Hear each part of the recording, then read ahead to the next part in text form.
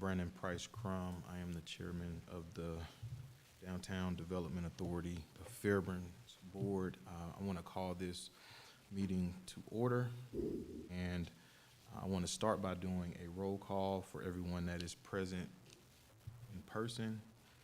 And have we been able to get everybody on Zoom? Okay. All right. For those that are here in person, once I call your name, please signify that you are here by stating that you are present. Patricia Chambers. Present. Chris Wiley. Present. Letitia McCoy. Present. We're going to give a few minutes to the folks that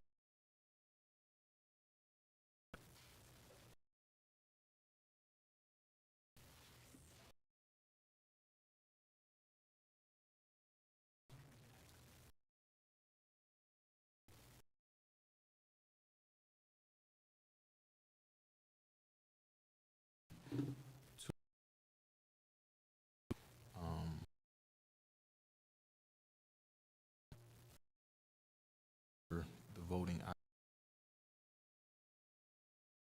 items.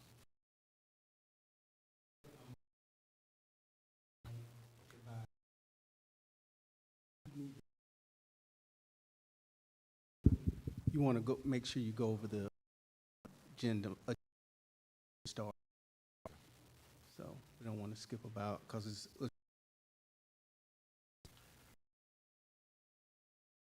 I do. okay.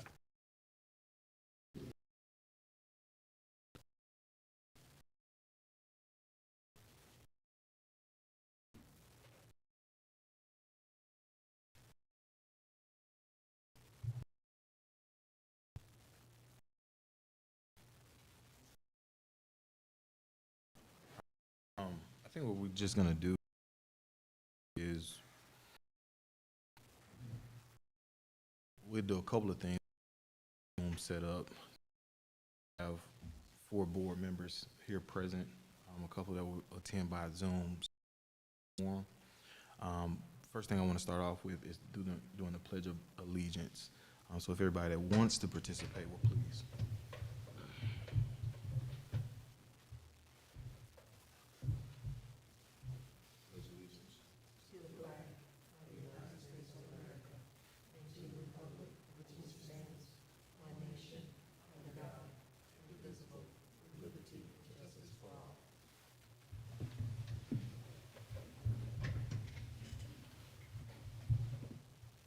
All right, under the circumstances, we do have a quorum, but I want the board members that will be attending virtually the opportunity to participate in any voting items. Move forward to item 4, which is the proposed board retreat and training. To be discussing that with us yet.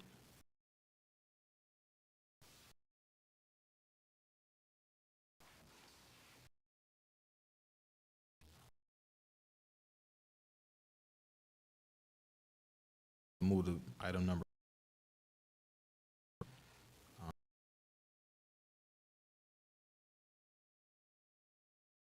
Mr. Everyone. Evening.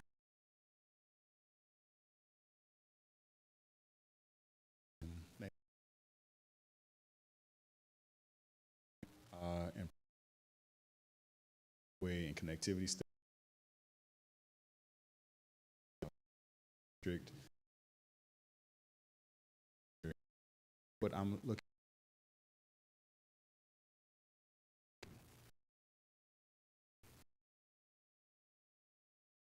Everyone, everybody.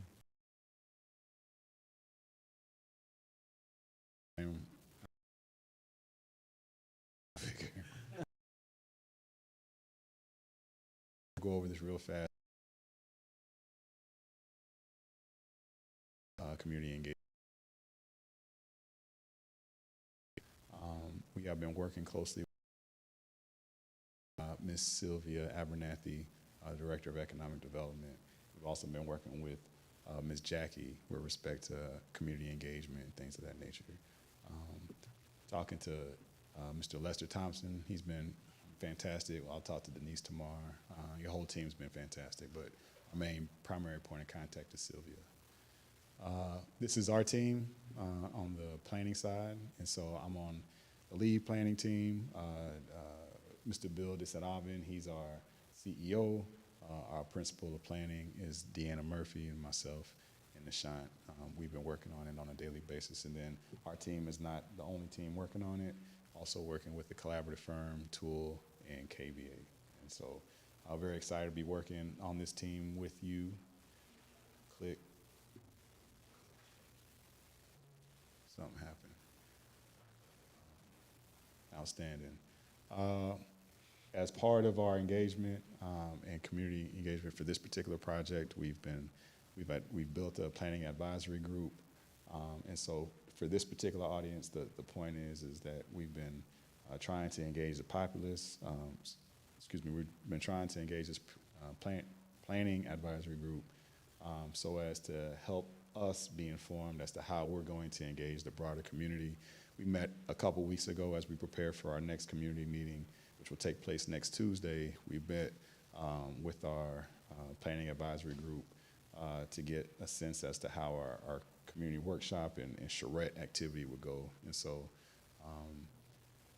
that was the purpose of that meeting, and that's the purpose of that particular group. They've been helpful in informing us. My goal here tonight is really to hear from you as a downtown development authority, to hear what you would like to see inputted into the LCI project. And so with that being said, very much interested in your thoughts from a development, a business orientation to gather your input. And so I'll go over the project, I'll go over the purpose of the LCI and all that good stuff, but really bullet number 3 is the primary bullet that I'm here for, is to gather input from the Downtown Development Authority. And so, so this is the question jogger that I wanted to have up here. And so hopefully you can see it so that I'm not straining your eyes, because I'm straining my eyes from here. Those are some of the questions that I want to have y'all think through with respect to what you want to see in this downtown LCI project, okay? I'll go back a slide and then go forward. The scope of the project is to understand the site, the entire LCI district, as well as Main Street, Broad Street is what we've been focused on, and improving the connectivity, as well as looking at some potential catalytic site developments to make it a safer place. We're doing a feasibility study, have that wrapped up. We've done extensive community outreach. We've done a couple of pop-ups. You'll see that throughout the presentation. We're going to provide 2 conceptual plans for the campus, as well as opportunities for arts and placemaking, provide some concepts for that, and then create a 100-day action plan and identify some responsible agencies, perhaps your own, as we move forward. So again, here's the question jogger. So think through these types of questions, because this is the level of input that I'd really like to get out of tonight's meeting. And this is what Sylvia wants me to get, and so I'm gonna do what Sylvia tells me to do. Yeah. All right, project goals again is to create 2 concept plans for the education campus. And so everyone knows what education campus is: GMC, Global Impact, and Campbell High School, elementary school, excuse me. Identify the appropriate development typologies for downtown, improve pedestrian and cyclist connectivity, make Broad Street safer, and then introduce a mix of uses. And so that's the purpose of this particular plan. This is where we are in the project. Mid-November, we'll have, again, our second community meeting next week, Tuesday. It'll be from 4 to 8. I'm not gonna be here pontificating for 4 hours, I can promise you that. But it'll be in, on the GMC campus near Sylvia's office. We're gonna have 2 presentations. Those presentations are gonna lead to community getting engaged, drawing on maps, and all the things that planners do. And so that's what we really want to see, what types of uses based off of what we're presenting here, what type of uses and where those uses go is what we're getting after for next week's meeting. Excited about that. 4 to 8, 2 presentations, 1 at 4, 1 at 6, and you get to draw. You can ask Mr. Crum. He's a fantastic drawer. All right. I got 1 chuckle. I'll get more before the evening's out. That's my goal. All right. What is an LCI project? Are y'all familiar with LCI projects? Yes. Okay, fantastic. So I won't belabor this point, but excited about working on LCIs. Focuses on affordable housing, smart technology, green infrastructure, and creative placemaking. And so those are some of the principles that we're thinking through as we work through this project. It's a gateway as well as a connectivity project. That's the purpose of it. And so everyone familiar with the concept of a gateway? The way I like to say it is, if this is an imaginary car and I'm coming from Union City and I'm driving and I'm calling a buddy of mine and say, hey, I'm going to Union City, headed to Palmetto. I'm in Union City, headed to Palmetto. And they said, well, you got to go through Fairburn. And I said, all right, well, how will I know when I go through Fairburn? Well, you'll know you'll go through Fairburn when you cross, I already see the sign, welcome to Palmetto.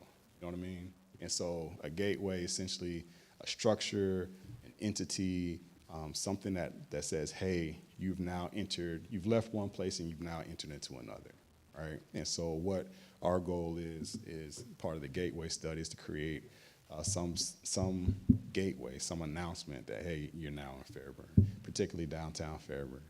And so these are examples of gateways, whether they be signs, whether they be arches, whether they be other types of monuments. And there's examples of gateways that we've shared in the first community meeting, which took place earlier in the year. And then the other piece is connectivity. Excuse me. And so connectivity means, especially from a pedestrian perspective, because we're looking at pedestrian, we're looking at cycling. How can we improve Broad Street in particular for the downtown district, such that the downtown district becomes a more viable and thriving place, so as to meet the goals of the LCI.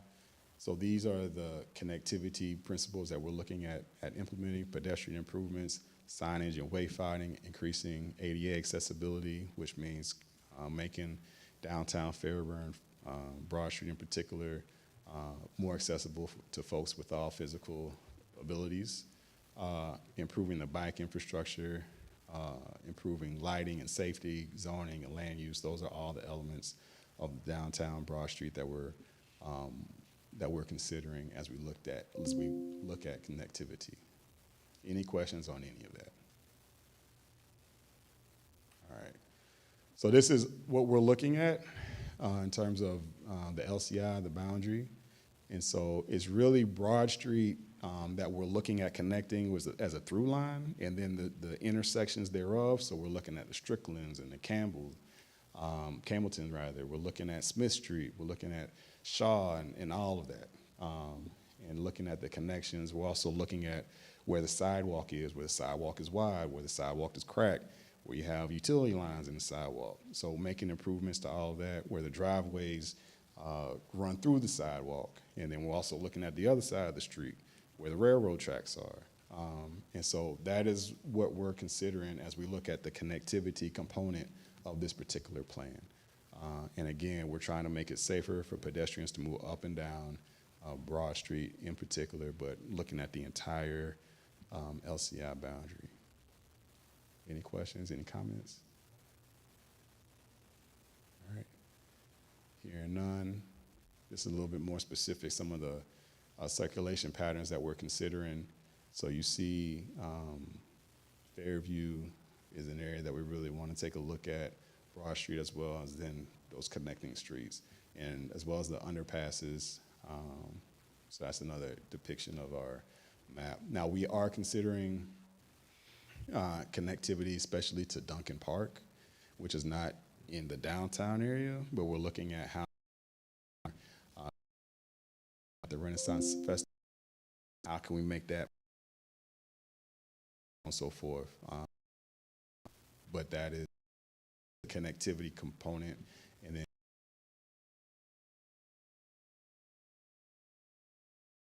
there it is.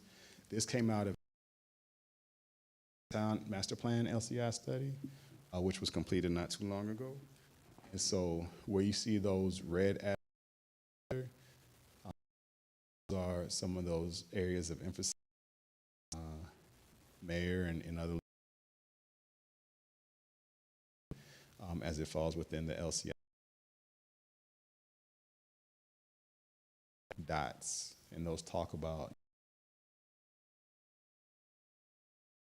Shaw is the one that we really in the RFP. And so with that, how can we weigh opportunities, symbology, intent of this plan that was already as well. Any comments?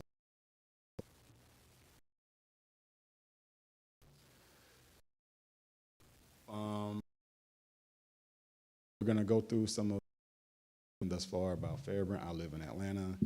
It's so far away. That's another bad joke, but it's not as funny as my first one. Got more chuckles though. That's the nature of my jokes. All right, so you see, you have a lot of single-family residential here. You have a lot of downtown residential here. So that's the land use. This is, excuse me, that was the zoning. This is the land use. And so you see how your property is slated to be used. I'll talk to Denise tomorrow to talk about this particular overlay and the ordinance therein that governs this here, so that we can identify what opportunities could be created by making variances or changes. And it's all recommendations to the overlay. And really, you know, some of the things that we're looking at is mixed use facilities, sizes of facilities, operating, different types of operations that could take place within the downtown area based off of what the overlay says or what it could say. And so those are some of the items that we're interested in with respect to reviewing the overlay. So we'll talk to her as well as our partner from KB tomorrow. So we're excited about that conversation. Any thoughts about how land is used, how facilities are used on Broad Street in particular, but in the downtown LCI area in general? Any comments on that? It's all good. You wouldn't change nothing? You said how it was used, or do we want to change something? Well, any questions? Well, so this is to prompt you to say, hey, it would be nice if I would like to see, you know, so is there any conversation like that to be had right now? You know, there just needs to be a draw.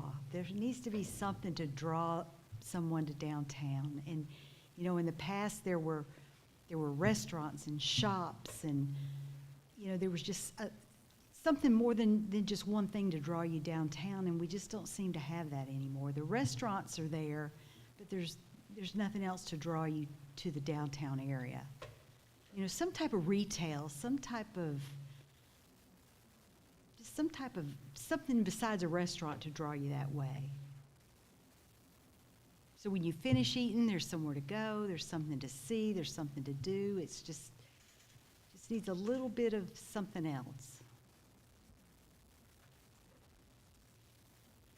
What other cities has your group worked on? What other cities has your group worked on? So we're a 50-year-old firm. Okay. Celebrating our 50th year this year. Whenever we have a party, we'll invite you if you want to go. Okay. I don't know if you're a party person, but. Help me in. All right, that sounds like fun. All right, so we recently finished the Stonecrest comp plan. So we do comp plans, we do master plans. We've done, over the course of the 50 years, we've done master plans throughout Metro Atlanta, and span, you know, throughout the Southeast. We've recently completed, and recently being a couple years ago, we've completed some projects in College Park, East Point. We're doing projects, design projects, master plan projects in the city of South Fulton now at 3 locations. So those are some recent, you know, we're also working up in Lilburn right now. So Metro Atlanta is our bread and butter. And we've, over the past 50 years, I shouldn't say it that way. Our CEO and our principal, Deanna Murphy, the two that I identified earlier, they have worked throughout the Metro Atlanta for the area for the past at least 20 years, them personally. What do you feel Fairburn's missing? I think Fairburn's missing exactly what the young lady was saying here earlier. I feel like there's a need for it to have a reason for people to stay in Fairburn. The way I've talked to a couple people, they say, hey, you know, I gotta hang out because my kids go to Landmark, my kids go to Global Impact Academy, and so I just gotta kind of loiter around, but there's nothing for me to do. I wish I had a track, or I wish I had, you know, a little coffee shop or something like that. So I definitely think there's some attractions that are needed. I think there's some housing needs that are needed. We see that across Metro Atlanta. And so additional housing to support any potential retail, as you were talking about earlier, I think would be smart. Those are the two biggest things I see. But I'd flip that, and I put retail in front, not retail, I put residential in front of housing, in front of the retail. You know, because you got everybody that wants to do something goes over to Highway 74. Okay. You know, they're going toward Highway 74 and toward Tyrone and Peachtree City. There's got to be something to draw you downtown and to keep you downtown. Yeah. And so there's all of that, yes. But then you also need to make it safer. And so we've seen other cities make, either introduce roundabouts or introduce, you know, safety zones, medians, to ensure that people can cross both sides of the streets, because just like Fairburn, they're railroad towns, and so they have a railroad running through it, so they have overpasses and things of that nature. And so it seems like our roles are reversed right about now. What would you like to see in your neighborhood? What would you like to see in your city? I tell you, one of the things I hear a lot is Yes, ma'am. the parking. Parking? Oh my gosh, you know, Much or too little? too little. Too little parking? You know, if you're gonna draw them downtown, you got to have somewhere for them to park. And I think we've seen over the years plan after plan after plan for parking, and you know, with it being a state highway through there, there's a lot of traffic, but there's got to be somewhere to park. Okay. Anybody else? Don't you find that?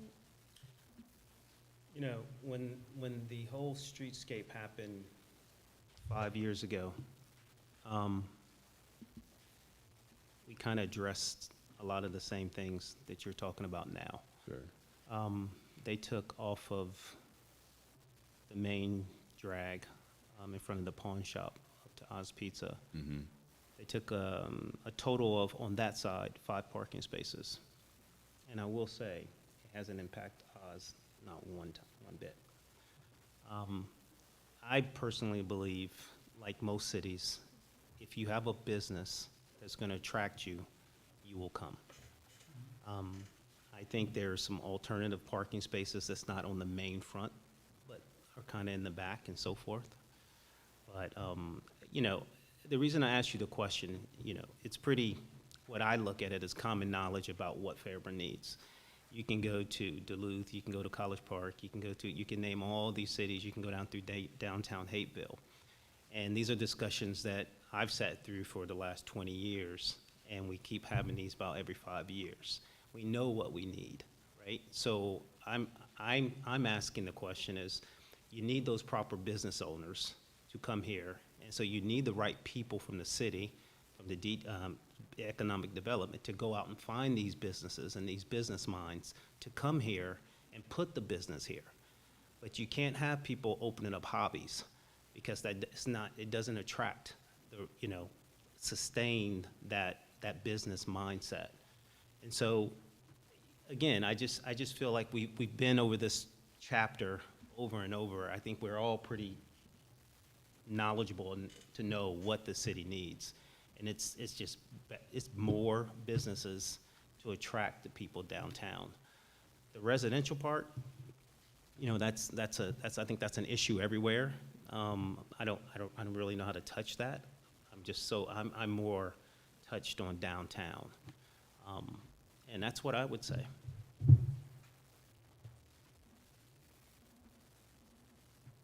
second that. I think that, yeah, because I've now been in business, residential for 18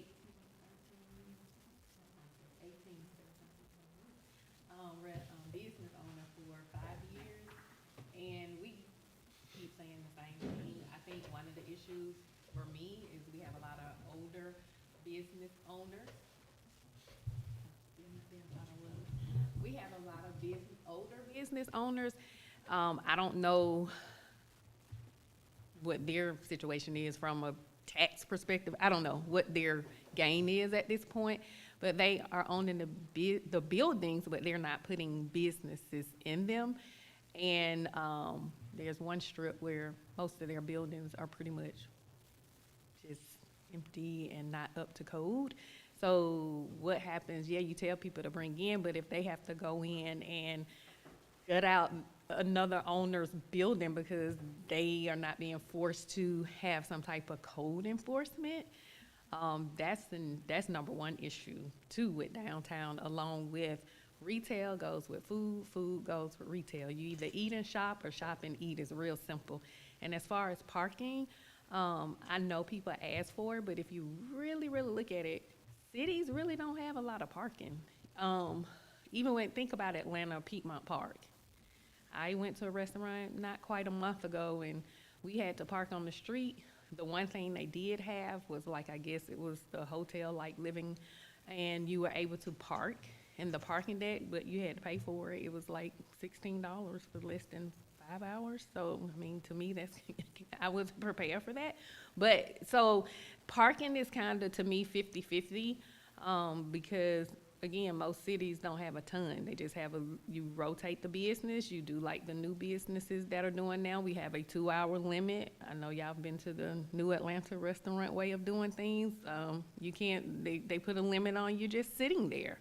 And you're paying to eat, but they say 2 hours so they can turn their tables over. But to me, I think that's an issue. The older owners just letting their buildings just go to waste. And again, to ask someone to come in and fix your building to put a business in there, that's a lot. That's a lot to ask. So that's an issue as well. I think with the parking too, I think the signage of where public parking is could be a lot better. Mm-hmm. I do know the restaurant that was over on the corner, that's the city's property, that's public parking. My understanding, you can park in Armando's, that's public parking. Right on the backside of the train bridge, that's public parking. I know the city just bought some property right down here, that's public parking. I think like if there was better signage, public parking, and having like, you know, like when you go into a downtown area and you have arrows pointing to right. what's what, how to get to this and that, like something like that to kind of point people in that direction. I think there's not a ton of parking, but there's still a good bit of parking that a lot of people just don't know where they can park. Okay, no, that's good. Is it part of the plan also when our businesses that don't open after a certain hour of the city, I don't know how this cross lines with liability, having, you know, someone use that space if your business is closed, you know, that's another idea. And I think actually the depot where the restaurant that closed, I personally would like to see that be like a Fairburn, what do you call it, guys? The Welcome Center. And the reason I say that, because Welcome Centers, you have a lot of people that want to like sell jewelry or cupcakes or whatever. I know Oz Pizza did it with the cupcakes. It'll give really, really small businesses who cannot afford the overhead.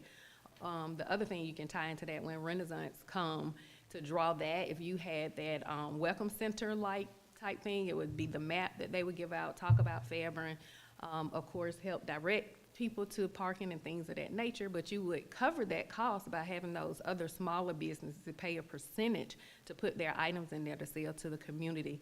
So what I was saying about the Renaissance, when those people come in, they sell clothes there, they sell items. Those people that actually have the retail could set up, that area. I've suggested when the Renaissance come, people dress and kind of have your building supporting that, and you put something out that connects to the Renaissance, but more importantly, they're coming, they put their stuff in there, and that's one way to tie you to get down to, the circle, because you'll have those people coming for that. However, they can come early, but definitely when it's open, and they're putting their things like candles. I mean, it's jewelry. I've had several people over the years to ask could they team up and put stuff in my salon to retail. It's not set up for that, but people do it. Have we talked before? Yeah, I'm Mika. Oh, okay. Nice to see you in person. Well, let me ask you this now, when they come to the Renaissance Festival, do you see an increase? Or do they get in their cars and go home after they finish at the Renaissance? Do you see? Honestly, I would say we probably get more of the employees. Oh, really? I mean, you see a little bit an increase, but that's all the employees come. Right, right. So wouldn't it be nice if we had the Renaissance Festival going on and then something to draw those people, hundreds and hundreds and hundreds of people downtown? It'd be nice to see something. Yeah, I think you're competing with 74. Yeah, exactly, That's, yeah. exactly. What do you mean by 74, sir? Well, with all the eateries, and it's right there. I mean, from I guess depending on where you're coming and going, highway access is right there. You got all those eateries right there. So, I think, yeah, I mean, that's what you're competing with. Not to mention they routed, because I live in the area where they routed the traffic. So over the years, they've routed the traffic, and the traffic really doesn't cover downtown. So that traffic is routed, like Chris said, right off the highway. And then they're sending them on John Rivers to come around to Rivertown, some kind of way to keep them out of cutting through Durham Lake, because we have officers to stop that from happening during that time frame. So therefore, again, I think I suggested, I don't know how this could work too, suggested food trucks just during that time to push people. But again, you still got to have something in downtown, because you put up the food trucks in a small section, they're going to stop there. Still have to tie in. So it's just a little bit of, sitting down, more planning. But those, and the only reason I knew about that, because I live in a neighborhood that the traffic affects.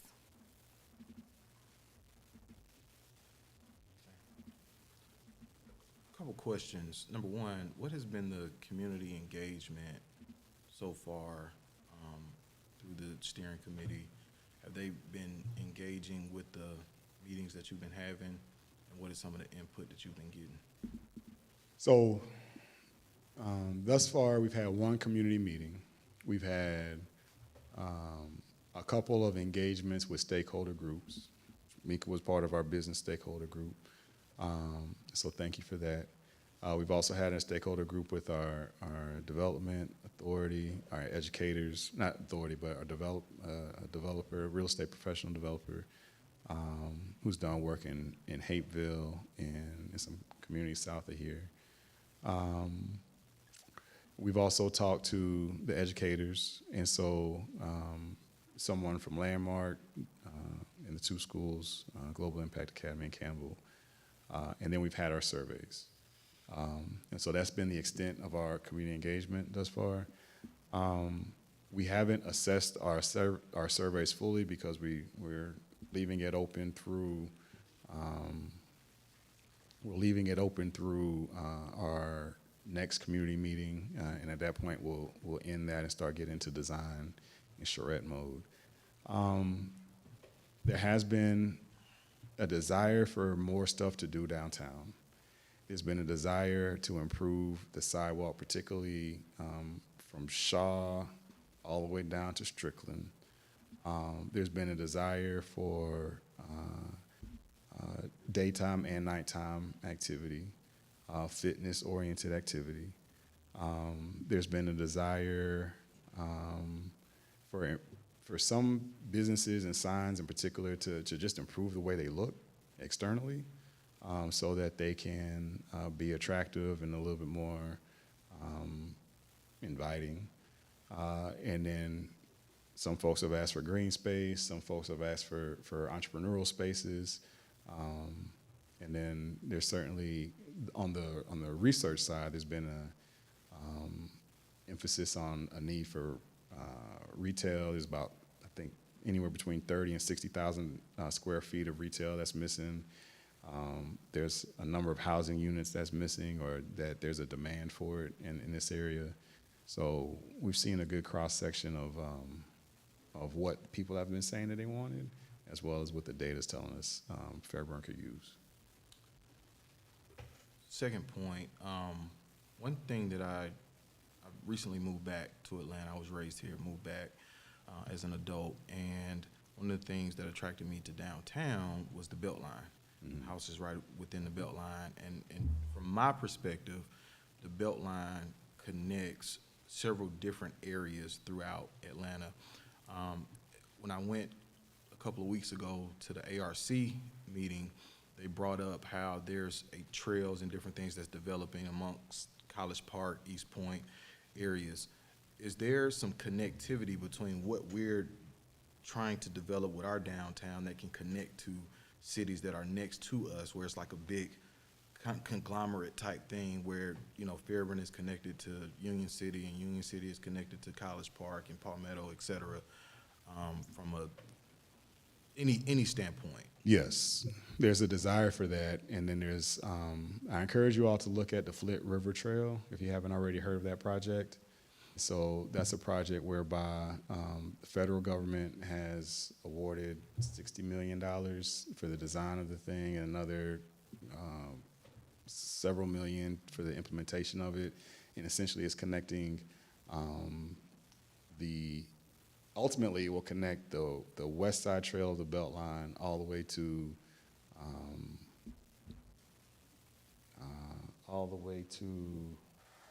what's the city south of Clayton? Jonesboro? Forest Park. No, south. All the way to South Clayton. And so connect through the airport region into East Point, College Park. I don't know how it may impact Fairburn, but there is a desire for Fairburn, for Union City, Fairburn, and Palmetto to have a trail, most likely along Broad Street, because it serves as the main street for each of those cities, and have that be connected. I'm not certain how that should play out, but I know that that's been part of our conversation to somehow connect via trail. And I know that there's a little bit of a trails plan that's in the works, but talking to not Larry, I'm forgetting all my names now. Lester, talking on Lester, that there's a trail plan, but there's a desire to connect all of those three cities. So yes, we're looking at best practices from the Beltline, but mind you, the Beltline is a wide sidewalk, right? And so with that, we're also looking for places where the city might be able to take some land. And I think one of the things that I hear from the citizens in Fairburn when I'm talking to them, when I watch different meetings that are taking place here, is making sure that the historic essence of Fairburn is somehow preserved within this new development that's taking place. Have there been thoughts or ideas as to how we do these developments, but also preserving the historic, nature that Fairburn has presented to the Metro Atlanta area? Absolutely. So no one wants to transform downtown Fairburn into Little Atlanta, right? The idea is to keep it cute. The idea is to keep it charming, but the idea is to make it thrive. And so the historical elements, the historical design and the look and feel of downtown is to be kept. But at the same time, finding ways to use the property better is also desire. And mind you, your points have been documented as well in terms of, you know, keeping it cute, keeping it charming. So, yes, sir. Were we able to get the board members that were on Zoom?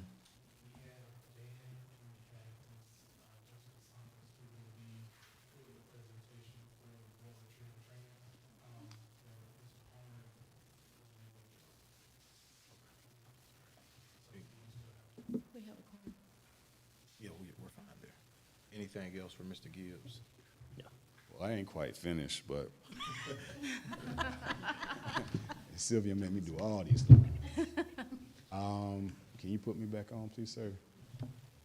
And I'll just run through them. Again, I really want to hear more from you, and I have business cards. These are public property owners, crash data. And so you see that Broad Street and Campbellton intersection, that's the hot spot. Is that where the trucks are going under the bridge, hitting the bridge? Oh, that's an issue that made the news. But at the same time, that's the intersection.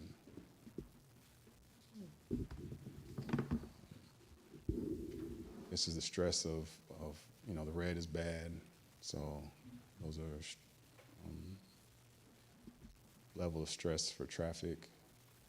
These are some sidewalk plans, and these are future bike trails. And so you see again Fairview, and we've heard from mayor and council that there's a desire to move people off of Broad and put them on a Fairview, and then up to Duncan Park. And so you see some of that there, the first phase of new bike trails. Okay, so some key takeaways. And again, I'm really just showing these to prompt discussion. You have the slides, and so if you want to get in touch with me, you know, we can have a conversation later on as well. But one image, the one at the bottom right, is the one that kind of touched my heart. I was actually walking up and down Broad and happened to be on that side, and I saw that young lady there who happens to be 65, 70, something like that. And she's trying to catch the bus, but she can't use that bus stop because there were some folks smoking in that bus stop. And so she was running back and forth, and it was a light drizzle that day in order to get to that bus stop. But that's the route. And so what it dawned on me was on that side of Broad Street, she doesn't have a sidewalk to walk on, right? And she's going back to Atlanta, you know. And then you have them prickly bushes, which hurt if you get too close to them. So, and those are the children on your left. Those are some of the studies, more of the studies. This is some of the demographic information. You know this stuff. I will, so y'all should know, I'm sure y'all know this stuff very well in terms of what your market looks like and the real estate. I do want to put this slide in front of you, not necessarily for discussion, but just so that you have it, because it talks about the opportunities for housing and housing demand. And this is in the LCI area in particular. Okay. And this also speaks to what the current overlay allows. Okay. And so if there were a change to the overlay, then perhaps you could create greater, greater supply within the district. So I want to put this in front of you. Also want to put the retail in front of you. And so one of the things that you talked about, ma'am, is that visitation is the lack of visitation is a major driver in terms of not being able to attract retail here, right? But either you're going to have people who live here to patronize your retail, or you're going to bring visitors. And one thing that's unique to Fairburn in our area is that you have Global Impact Academy, which has a lot of people that come by a public school bus to the academy, but most of the folks who attend Landmark come by car. And so either way, you have visitors, the folks, particularly as they come by car, and they might have youngsters going to the various youth organizations, training facilities, up and down Broad Street or what have you, as they wait for a youngster to finish with their sport or finish with their dance or whatever the case may be, they don't have anything to do. And so there's a market there. So that visitation piece, and it's not specific to Landmark, but it was highlighted in one of the calls. And so you see where the opportunity is for retail there, and then office. And so a lot of small offices exist here, but the nature of that office product is C class, class C, class B, and so especially now we have a lot of shared office spaces. You have the WeWork model of sorts, the gathering spot models of sorts. Perhaps there's an opportunity to bring this here so as to introduce entrepreneurialism or a place for small business owners to do their thing, and then gather and then be downtown and then drive retail experiences as well. And so those 3 slides, the market slide, the retail slide, and the office, the housing slide, the retail, and the office, please take a look at those. And then again, come back to me if you have any further questions. Talk to them. Those are some dots on the board. The one in the red indicates different types of gateways, and so yes, you can have a monument that's pretty to look at. You can also have housing that's noted, architecturally beautiful. You have artwork. You could have green space, so something like an amphitheater or a park.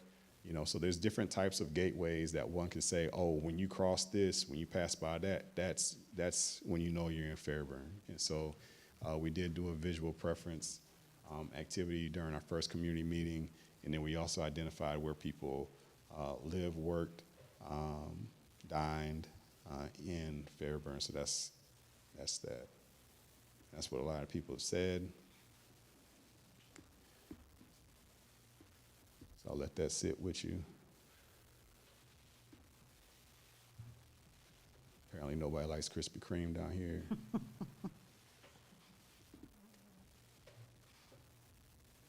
So, all right. And then again, some more. Keep a small town charm, preserve Old Campbell Courthouse. So that's what you were talking about, sir. And those are just some tidbits of what people said. All right. And so again, these are the discussion questions before I stop talking for real. Any more thoughts or comments with respect to what you would like to see? And if you don't have it now, again, well, let me stop talking. Any thoughts and comments? Let me ask you this. I have your contact information. Does the remainder of the board, I can forward it to the board. Please. Any additional questions and comments? Yes. Please. And we'll also forward you a copy of the survey. any closing thoughts? I know we got about 10 minutes in this meeting. My bad. Yeah. Any other closing thoughts? Okay. Thank you, Mr. Gibbs. Thank you. I appreciate the time.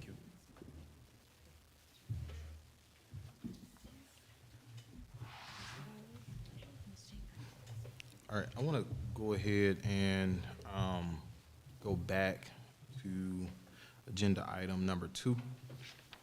And I know Ms. Mika Smith joined us during that presentation, but I want to put before us agenda item number 2, approval of the meeting minutes. Can I get a motion to do so? I motion. Second. All right, any discussion required about item number 2? All right, seeing none, all those in favor of approving the meeting agenda for tonight, please indicate by saying aye. Aye. Any nays? All right, the ayes have it.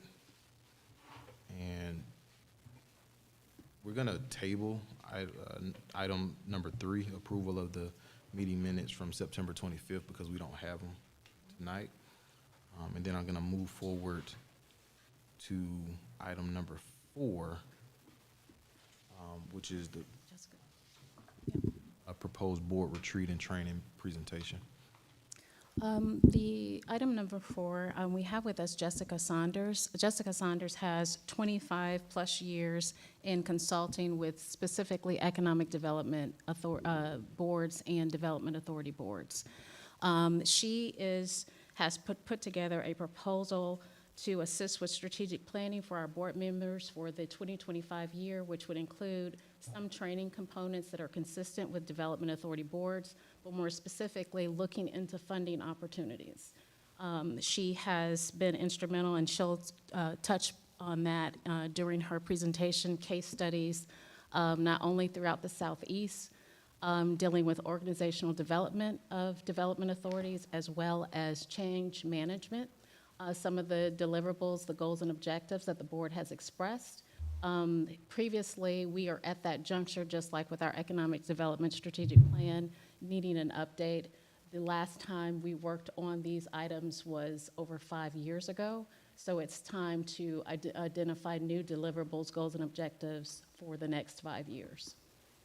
With that said, Ms. Jessica Saunders, are you on the line? Wonderful. There she is. I am here. Thank you. I don't know if I can share my screen, but I'm going to try. Are you guys able to see the presentation? Yes. Okay, wonderful. Well, first of all, thank you for allowing me to be part of your meeting this evening. Just a little bit about my firm.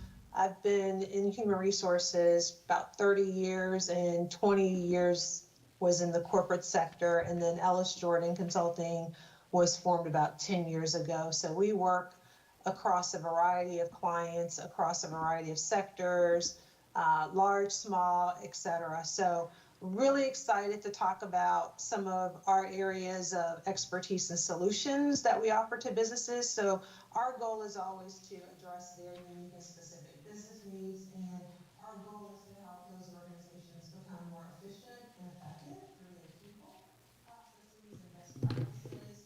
As HR consultants, we basically focus on organizational development, succession planning, we do leadership training and development, executive coaching, we do executive recruiting. We also provide some customized training solutions for our clients.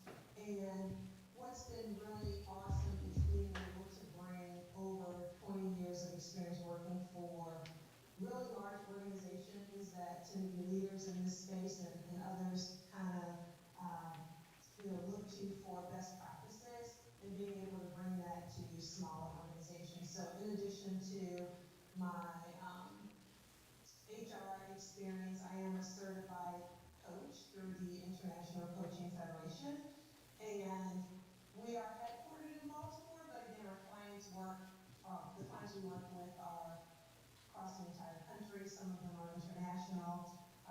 Just to maybe share a little bit about the 3 areas that we focus on with our services.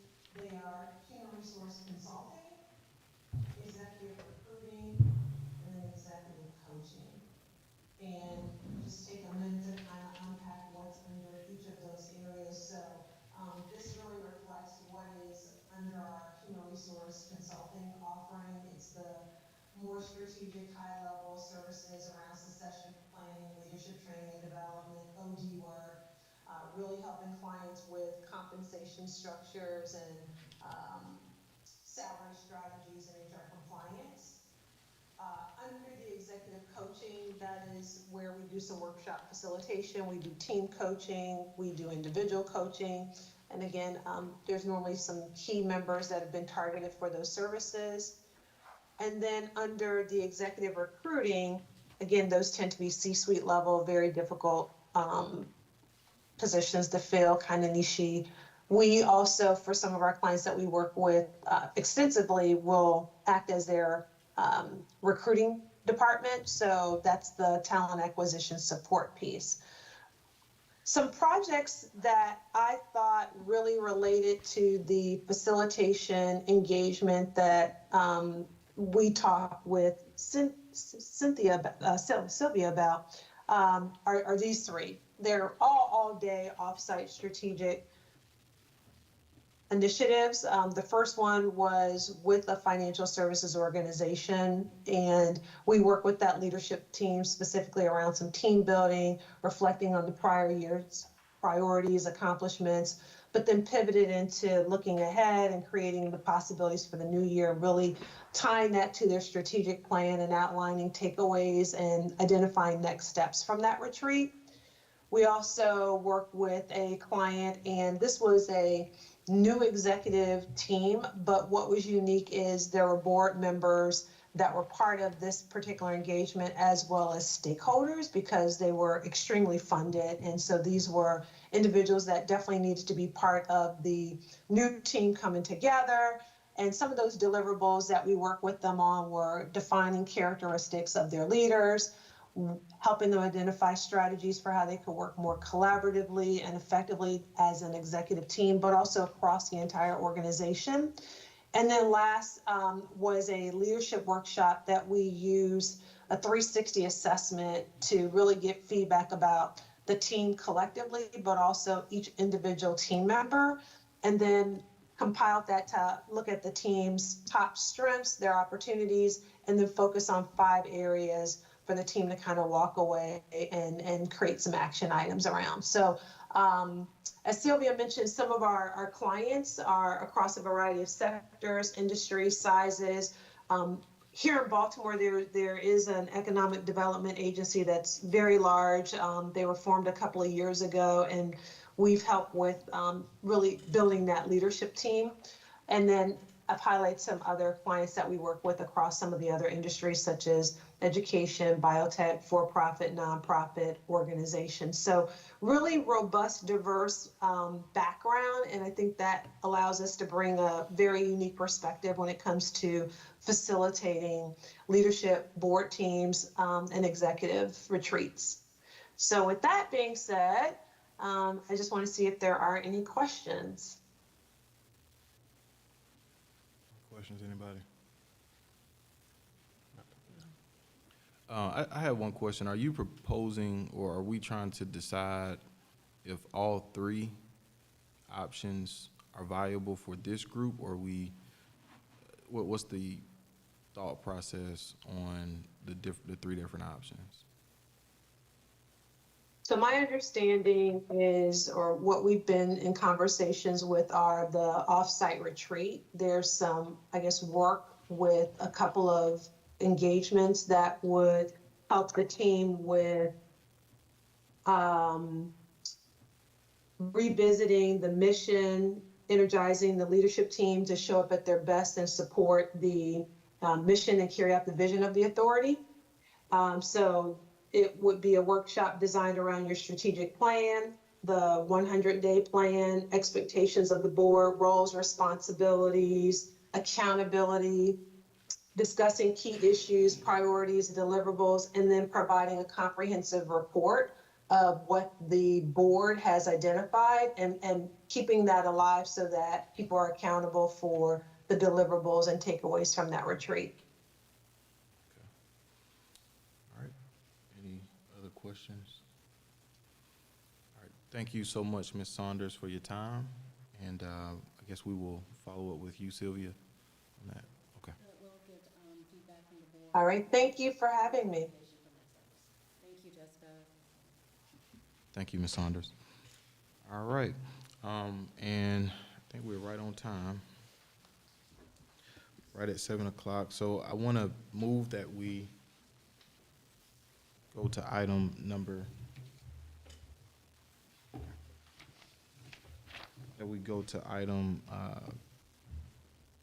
number 6, which is an adjournment. Can I get a motion to adjourn this meeting? Motion. Can I get a second? Second. Any discussion? All those in favor, please signify by saying aye. Aye. Any nays? All right, this meeting is adjourned.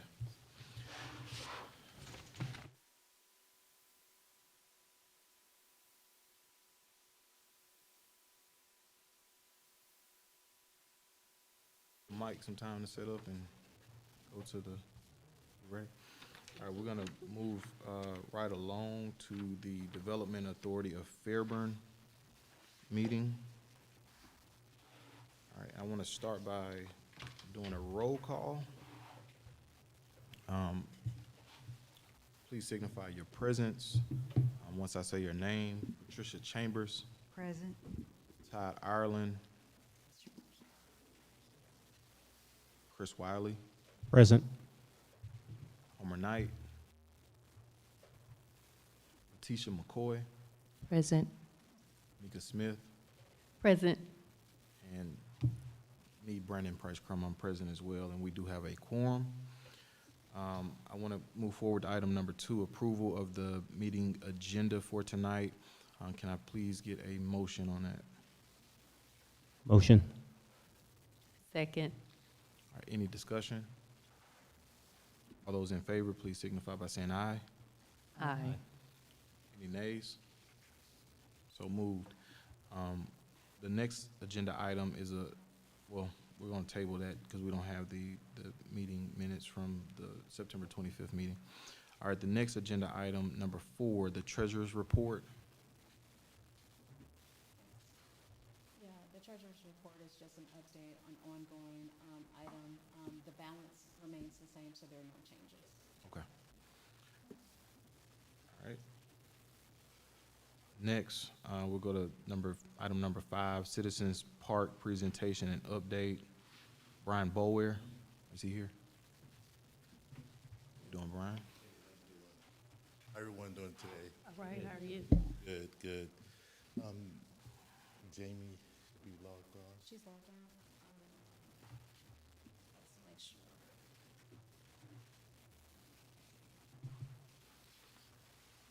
Jamie Hudson is the project manager for this particular park concept. This is basically a follow-up from probably, I want to say, 3 months ago, where we presented the presentation to the Development Authority, as well as we've had several conversations after the presentation with the city, as well as city manager Sylvia, and I think we're finally able to come to some conclusion. If you have you traveled on Harris Road in the back of studio, when I first decided to come to Fairburn to build, to do the studio project, one of my concerns during that time with the current mayor was, that retention pond in the back. And because it was a direct eyesore for the business. However, since then, if you travel down Harris Road lately, it is, they're in the process of cleaning it. It's cleaned out, more of a detention pond, and we are now moving on to this next phase. We have had conversations with the owners of the retention pond, and I think as it relates to the Planning and Zoning Committee, they're basically have set aside some requirements for that group to finish their part.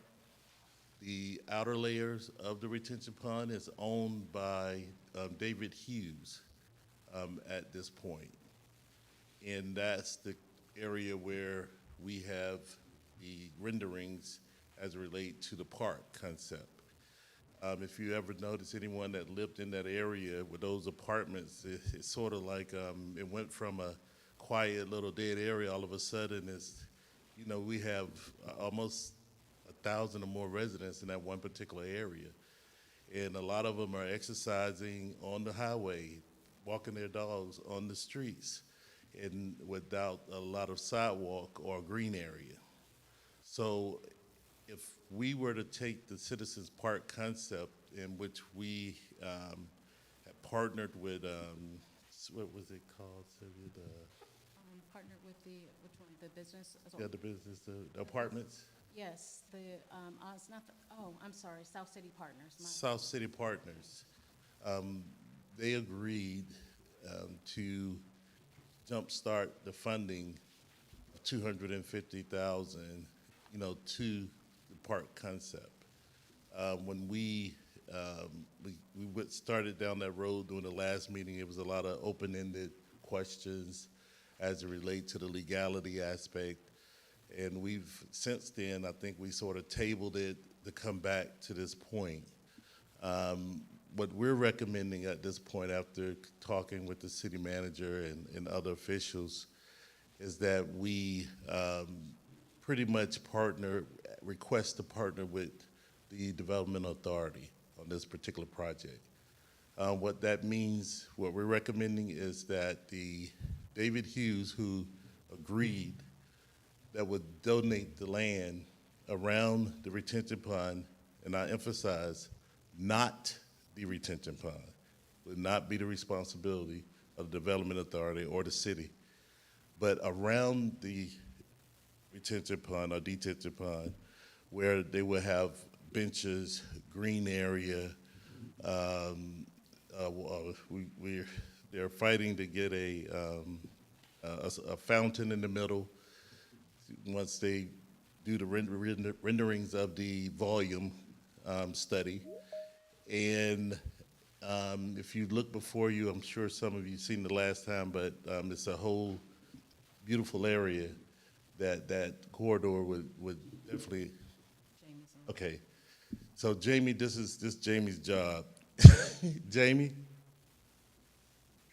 Yes, my deepest apologies to everyone. And it's my fault because I told Jamie incorrect information. I just literally got off the plane and got here, so please forgive me. But Jamie, I'm going to yield to you. Jamie is the project manager. And Jamie, I basically just gave him a sort of a historical to where we are now. And you can take it from there. Good evening, everyone. Again, for my apologies for my tardiness due to miscommunication.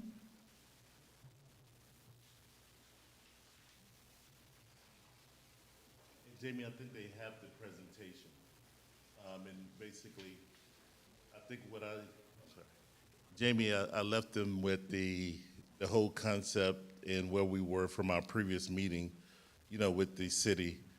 And I advised him that I had a good meeting today with David Hughes, which he agreed to pretty much deed the property over to the Development Authority.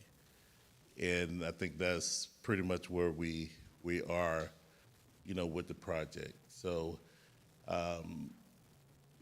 if any questions or follow-ups at this point before I turn it over, please, the floor is open.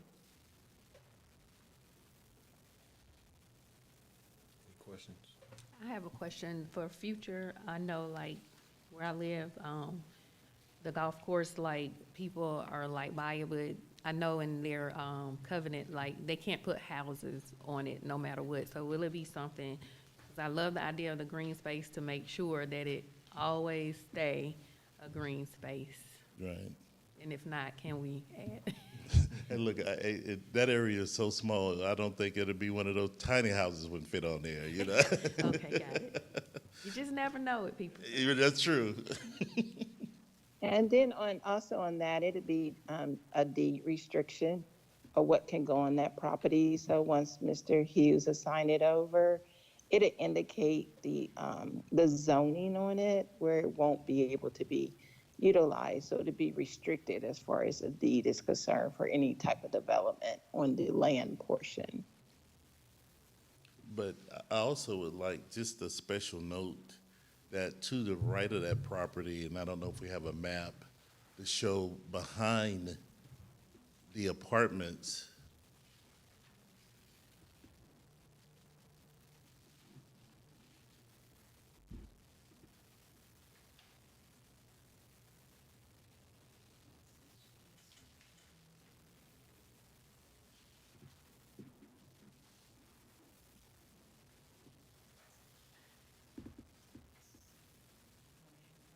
okay, so, and I know if you guys, if you've never probably seen it from that perspective, but to the right corner where the green area, to the right, is wooded area that goes behind the apartments, which is owned by the County Development Authority.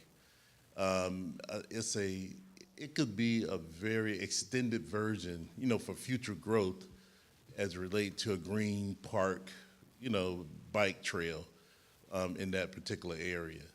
So that area is pretty much sort of a desert when it comes down to recreational and any park concepts, you know, at this particular time. But however, that's the fastest growing area, you know, in the Fairburn area, you know, off that corridor 74. So who owns it? David Hughes on that particular parcel that we're in question. And then the behind it? It's owned by the Fulton County Development Authority that attaches to those apartments in the back that goes back in that green area. So there's a lot of opportunity as it relates to growth for recreational use through the right partnerships. Any other questions? Got a couple. I think last time where we left off, the Development Authority was supportive of the concept that you had presented. I know that there's some legalities that had to be worked through, and I can't remember if at that time the plan was to deed the property over to the Development Authority or to the city. I think there was a conversation there, but I guess at this point, what is the impact to the Development Authority with us if we are deeded this property? Is Dan on? Dan is on, and I've been following. Hey, Dan. I can't answer that off the cuff. I don't know what the latest is with the discussions with the city. I have been involved in some discussions with our executive director and city manager on that. The discussions were not so much about the land as about other things related to this. So I certainly couldn't recommend tonight, based on what I know, that the board agree to accept a land contribution, but it's certainly something we could look into do in concert with the city. Okay. We're probably one step away, according to what Dan said, because Mr. Hughes just said within the last 48 hours that he would deed it to the Development Authority. Okay. So Dan will have to, I'm sorry. Dan will have to give us a legal opinion on the next steps. And Dan, what are your thoughts about the timing on that? Is that something that we can have by December? Oh, sure. Yeah, I was expecting you to say tomorrow, so December's fine. Well, tomorrow? How about December? All right, and in that opinion, Dan and Brian, I don't know, you might be able to speak to this too. I think a portion of the money had been given to somebody. The portion of the money has been given to the Development Authority, so it's under the jurisdiction of the Development Authority. In that legal opinion, Dan will advise us as to how that has to be structured, because from my understanding, there's some issues. I don't know that it relates in terms of the private property, because the Development Authority can do that with the private property, whereas the city cannot, the city of Fairburn cannot. Okay. Dan, is that on point? That's correct. But let me just ask, do we have there were concerns before when we were talking about the park, about things like safety and fencing and things like that. Do those same concerns exist here? I think that when we left our meeting, a lot of those concerns were addressed by the owners of the retention pond. Right, and also planning and zoning was in. Right, yeah, and planning and zoning was a part of that meeting. So, you know, those requirements have been placed on the owners of the retention pond as related to the fencing and safety measures. Right. Is there any document relating to this that I can have to review? I think that's one you would have to get from Ms. Yeah, so, Dan, what we will need to do is I can request the document from our planning and zoning director, and we should have something for you. Let me check with her tomorrow, and I'll follow up. Thank you. So there's no voting item tonight? No, sir. Okay. And I guess next steps is preparing come back with an opinion from Dan, I guess, by the next Development Authority meeting? Yes, sir. During the May 7th meeting, the Development Authority charged Mr. Boulware with going back and taking care of the retention pond, identifying the security measures, also handling the deed issue, as well as making sure all of the code enforcement, all of those items have been checked off to my knowledge. So our next meeting would be the legal opinion, and then structuring this for a vote. Okay. All right, and I know personally, Mr. Boulware has done a fantastic job in clearing that area out. So I would like to. Well, I wish that I could take all that credit, but I can't. It's a group that out of the 6 tracks of the businesses in that area that own, that retention pond. Luckily, I'm only 5% ownership, but they have done a great job at getting it cleared out. I wouldn't say willfully, but it's been cleared out, and it's really at least my customer base really enjoy sitting back without looking at all the trash and stuff. But it'll even look better if there's a walking trail, park, a fountain, something in the spring. You could just look out on the patio and enjoy the view.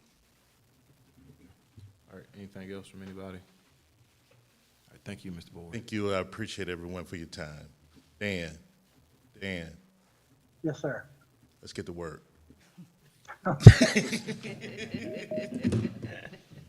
Good. All right, next agenda item is, I think a item for a vote, and Dan, can you talk to us about the amendments or the revisions to the inducement resolution agreement? I'd be glad to. The board will recall that we adopted a resolution in September inducing this multifamily project to issue bonds through the authority. And of course, this is for the purpose of property tax savings to assist the project financially and going forward. The project came up, and this company decided to go forward rather quickly. And they actually decided to come to Fairburn instead of the Development Authority of Fulton County, which I applaud them for their good judgment in that. They did have, actually their lawyer had some after-the-fact comments, which we considered, and which are listed in the amendment that you have in your agenda package. There are 4 items, of which only one has any significance. The others are kind of lawyer stuff. The one of significance, and this is not surprising, is that the company asked for the outside date for the bonds to be issued to be pushed from December 31st of this year to December 31st of next year. And the company doesn't have financing yet. Of course, this is a very creditworthy and very reputable company. But even if you got all the money in the world, you still have to make good business deals and make good loans in order for your projects to cash flow. So given there's a lot of coming and going in the financial markets these days, if you don't follow that. So I think their idea is to wait until the first part of next year, find out where the credit markets are, what the rates are, and as soon as they look good, and they will, and projects get done on some basis sooner or later, and sooner is always better than later. They're not going to wait until the end of next year to come back and say, okay, we're ready. I think they'll come back as soon as they are ready. And I don't expect that to be the end of the year. So from a legal perspective, I can recommend this to you for approval. I do have a couple of things. So this is November, and this was back in December, and it doesn't have an outside date for acceptance. So I would recommend to the board, first, from a legal perspective, it's up to the board to make the decision, but from a legal perspective, it's fine to go ahead and approve this. But I would recommend that we do that with a proviso, and this doesn't have to be added to the written document. It can be done by the board approving the what's before you with this proviso, that we receive back by the end of this month the written acceptance by the company of the letter agreement, and also they have an outstanding cycle invoice that I think they ought to pay by the end of the month. So those two conditions added to that, I think it's fine for the board to go ahead and approve it. Let me ask you this, Dan, for the record. I think you said December 31st, 2025. On what Right. we have, it says September 30th, 2025. Is that just a, yeah, or which date are they asking for, the September 30th, 2025 or December 31st? What's in there is the 30th, and I think that's what the request was for some reason. September 30th. September 30th. September 30th, correct? It's a Monday. It's a Monday. Hey, wait. Let me look. I'm looking in the wrong year. Let me zip forward to December of 2025, and it's a Tuesday, but it's the same thing. It could have been the 31st, but it's the 30th, and they're okay with this. They've approved this. Okay. All right.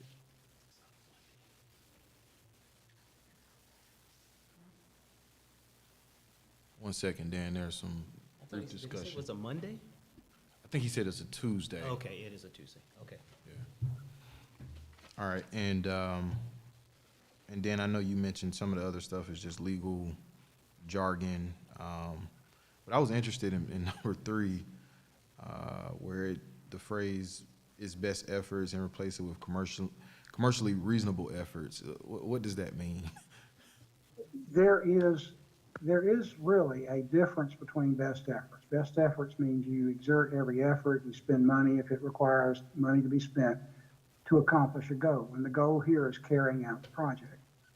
You can temper that by saying commercially reasonable. And commercially reasonable means, hey, if this is going to cost me money, or I'm going to lose money on the deal, or I don't like it, then I don't have to do it.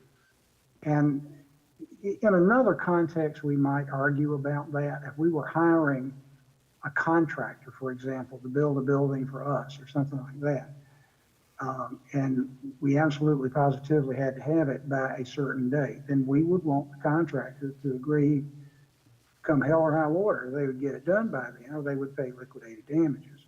But this is not that context. This is a company carrying out its own project, and I think it's not unreasonable for us to say, okay, it's your loss or your gain. We're here to support you, but we're not going to require you to do something like that you don't want to do. It's different with things like indemnification. We don't qualify indemnification. If there's a claim, you pay it, period.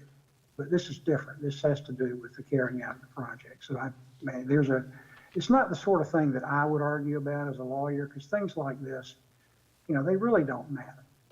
At the end of the day, we'd never tell them to carry out your project whether you want to or not. And, people that do this a lot know that. But if you want something like this and you feel like it's worth the time and effort to ask for it, I don't have a problem with it. Dan, who wrote the agreement? The inducement agreement, Correct. I did. So that was this is a your- change from something I prepared. So it's best They efforts, incidentally asked for about 8 other things that I did not give them. These are the survivors. so it's best efforts was what you put in. Best efforts is what I put in. Commercially reasonable is what they want.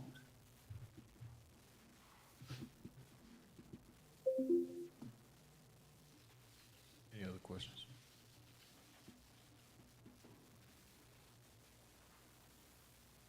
Okay. All right. I think we are prepared to go ahead and move forward with a vote.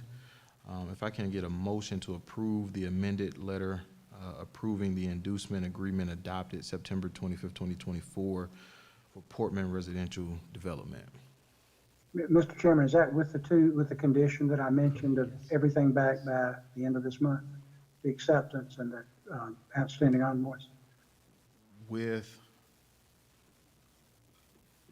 Yeah, we're just saying if the board agrees that we're doing this, but it's on condition that you sign and return this by the end of this month, and also by that same date, you take care of an outstanding obligation that they have.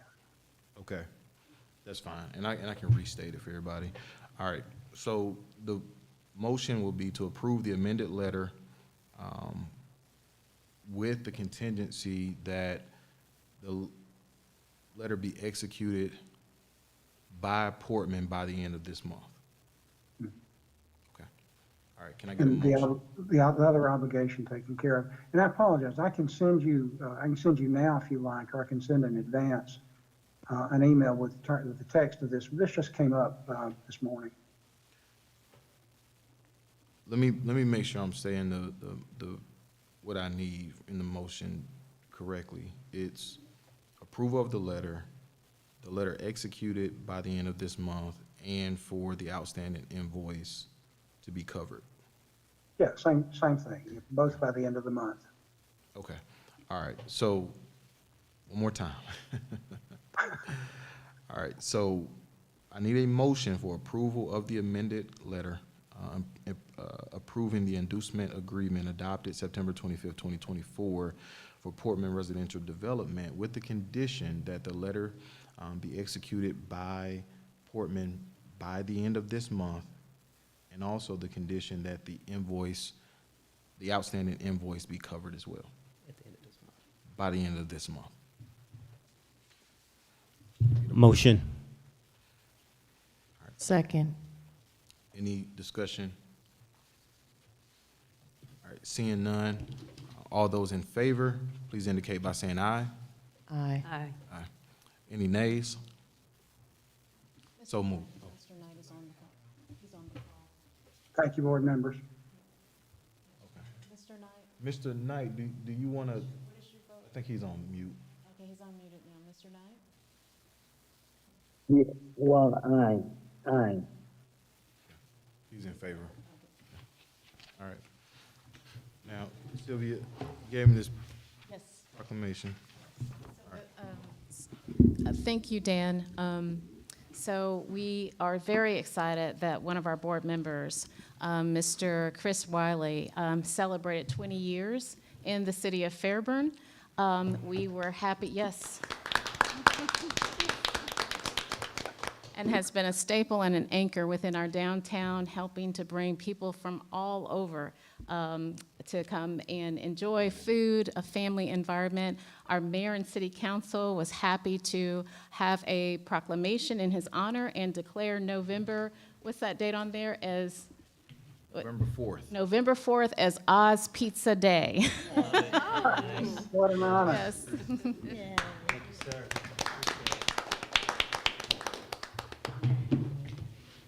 Can I say one thing? Well, first off, thank you all so much for this. It's been a journey. We are happy to be in downtown Fairburn. I've met some great people, and it's been a good run. I do want to introduce my main guy who makes everything happen. I'm just a face. His name is Festus Wanju. He's standing here. Festus